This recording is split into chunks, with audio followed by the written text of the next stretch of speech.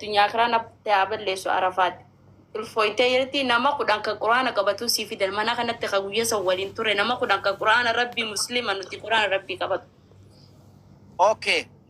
Fidi raga isin itti ulfoite. Raga isin garte ulfagarati qabdu san fidi ayye. Dage fada. Okay. Koppelin kora ora zertan undu khisanu. Komantii cufi dhiifamaa wajjin. Komantii cufi sirriitti cufa waan wal fakkaataa qofa barreessanii. Noora kon qabu dhisa danta kaani taa barreessanii. Disitti kannaan cufa please. Sagal irra deebi'anii barreessaa jiran jiru.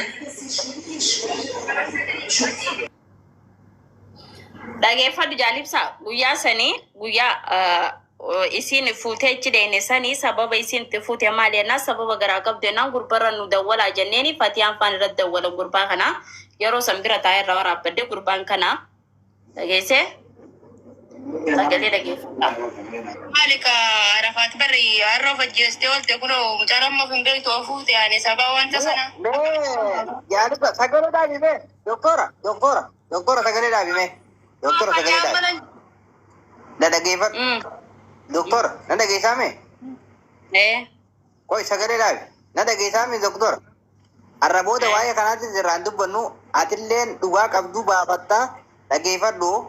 Jalqabarraa kaasiti. Si gaafatta. Arafaati dura ma.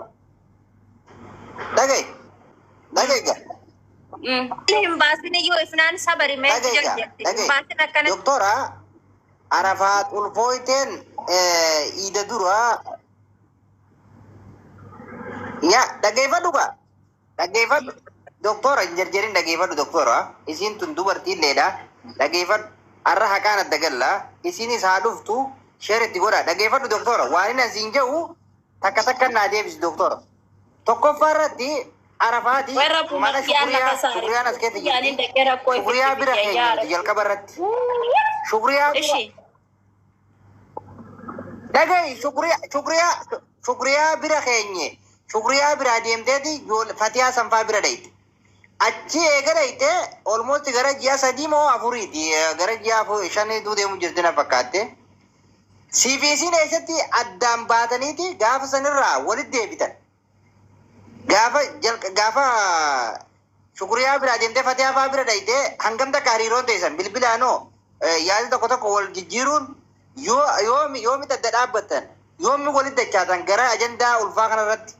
Achirraa nu kaasi waan ati nu deebifturraa si gaafachaa ilaa hanga viidiyoo tanatti ilaa hanga ragaa lafarraatti hanga viidiyoo tanatti waraabdanitti dhugaa jirtu har'a qooma dhawadhuuti carraa akkanaan argattu lafa kaayi maqaa kee qulqulleessi dogongora jiru hunda ka biran kunne sirreessatti fuuna. Si galee doktor.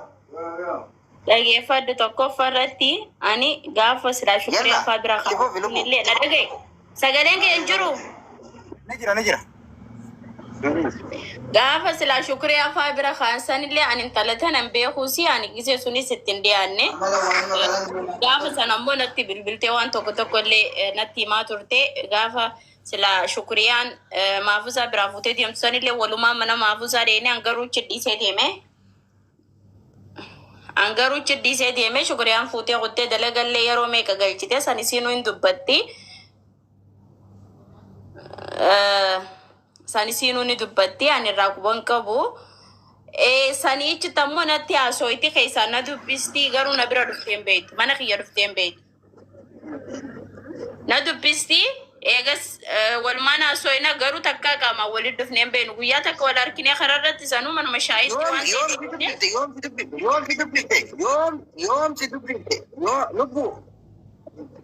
Yoom si dubbifte osoo in ulfaayin tura hanga takka hariiroo hojii qabdan mana Fatiyaatitti. Yaa hariiroo jabaa akkasiin qabnu nuti hariiroo hin qabnu gisuma tiitoo irra wal harkine gisuma tokko farala wal harkine malee hariiroo waliin hin qabu.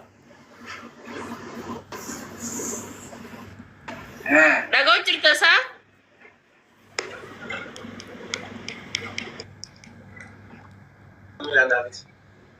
Innaa hariiroo waliin hin qabnu deengadda ammoo wanni video dalayde video post goote ana shukriyaa ijoollee teenya nama sadii. Kunis waan gudeedee jiran. Nama sadii na waliin nama shan taanee mana taa'u jirra.